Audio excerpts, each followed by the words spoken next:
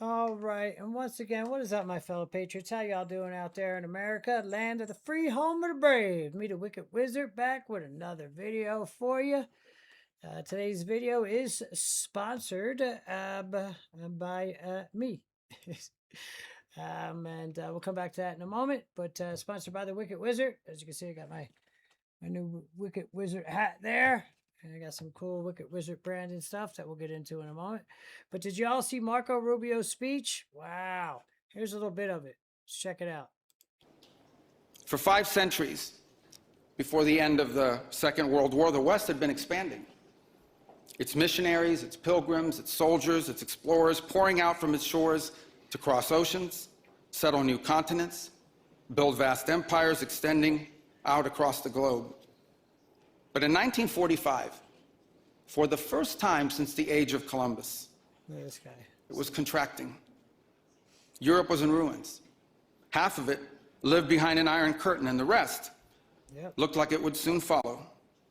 The great Western empires had entered into terminal decline, accelerated by godless communist revolutions and by anti-colonial uprisings. That's the key word right there, guys. Godless. Commies do not believe in God, therefore they have no morals. They have nothing to stand on, so they'll fall for anything. They worship government. That would transform the world and drape the red hammer and sickle across vast swaths of the map in the years to come.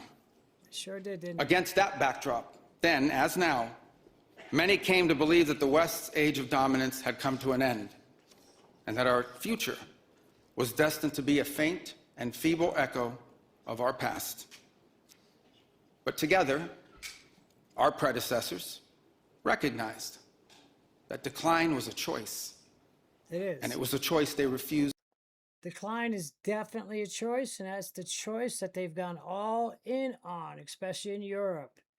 Right now in Europe, especially in the United Kingdom and Britain, they will allow immigrants to rape young British children and not do anything about it because that's part of their culture. Any society that doesn't protect their children is not a society at all. And these people all need wood chippers to make. This is what we did together once before. And this is what President Trump and the United States want to do again now. Yep. Together with you. And this is why we do not want our allies to be weak. Because that makes us weaker. Correct. We want allies who can defend themselves so that no adversary will ever be tempted to test our collective strength.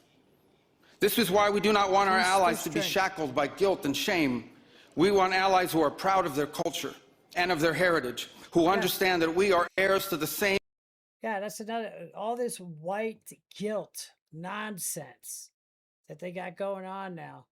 Or these, especially white liberal women, man, they're the worst. They're the most scary monster on the planet. Great and noble civilization, and who together with us are willing and able to defend it. Yes, willing and able to defend it. Now let's get doing it. And this is why we do not want allies to rationalize the broken status quo rather than reckon with what is necessary to fix it. For we in America have no interest in being polite and orderly caretakers of the West's managed decline. What? What? Whoa, hold on. Orderly caretakers of the West's managed decline. Yeah. We do not seek to separate, but to revitalize an old friendship and renew the greatest civilization in human history. What we want is a reinvigorated alliance that recognizes that what has ailed our societies is not just a set of bad policies, but a malaise of hopelessness and complacency. An alliance is the alliance that we want is one that is not paralyzed into inaction by fear.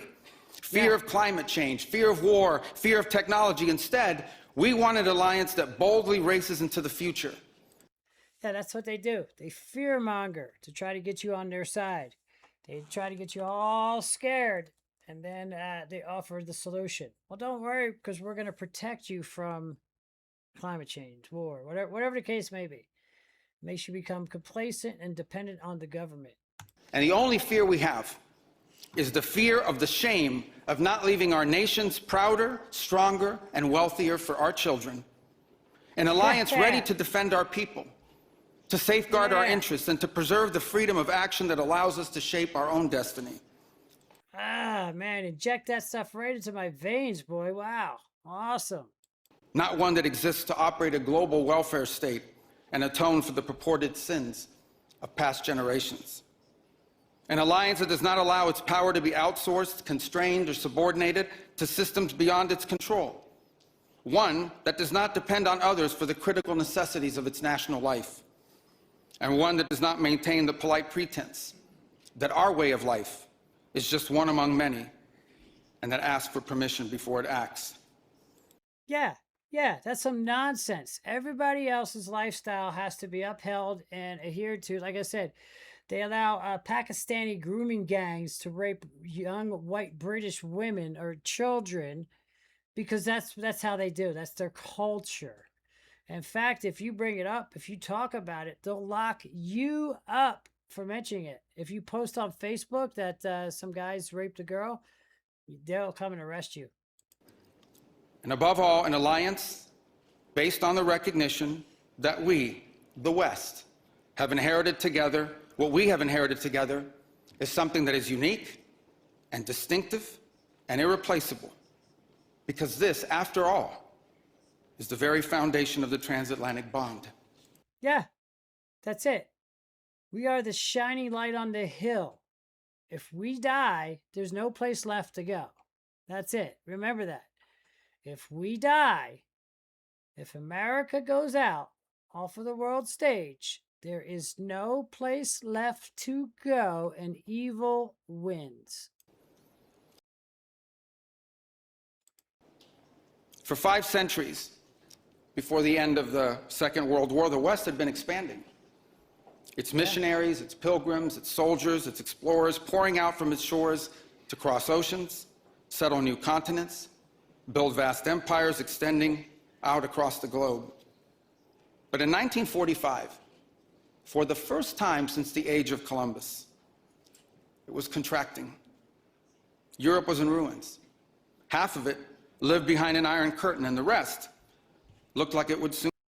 Yeah, so I kind of started over there, but you get the point, right? So good old Marco Rubio there. Yeah, so check it out. If you get a chance, come on over to my website, wickedwizardryllc.com. It's just an About Us page. It's my YouTube channel. We do news. We offer services, do video content creation, logo, graphic design, digital downloads, training. Contact us there. Also jump on over to my my merch store, guys. These are I designed all these, and it's a stickerreel.com/wicked wizardry. Go ahead and jump on here. The links will be down in the box below there. I am available for hire. If you have a design that you would like to see on a shirt or anything else, go ahead and email it to me. You'll see that email down below. And I will give you a quote. You can put on anything. I just made this this hoodie here. Awesome Wicked Wizard hoodie. As you can see, we got more designs here. We got the Wicked Wizard there.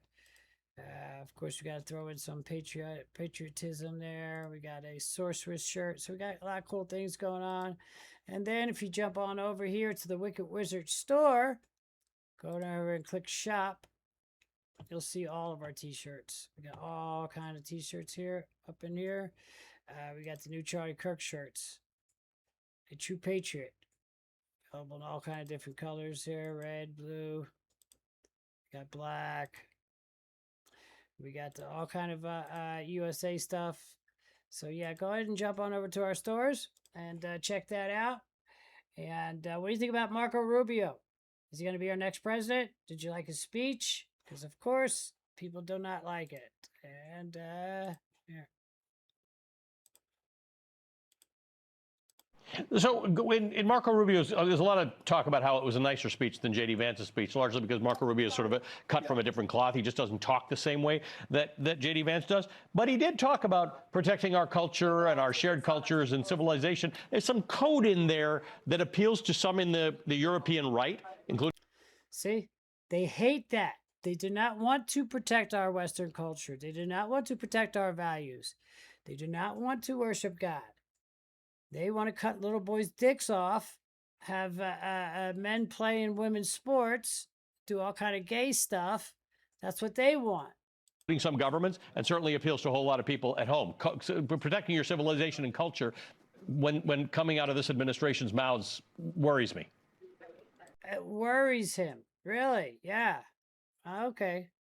Yeah, I want to be really clear here. This was not a different speech than we heard last year when J.D. Vance, again, pounded his chest in the podium and gave an aggressive.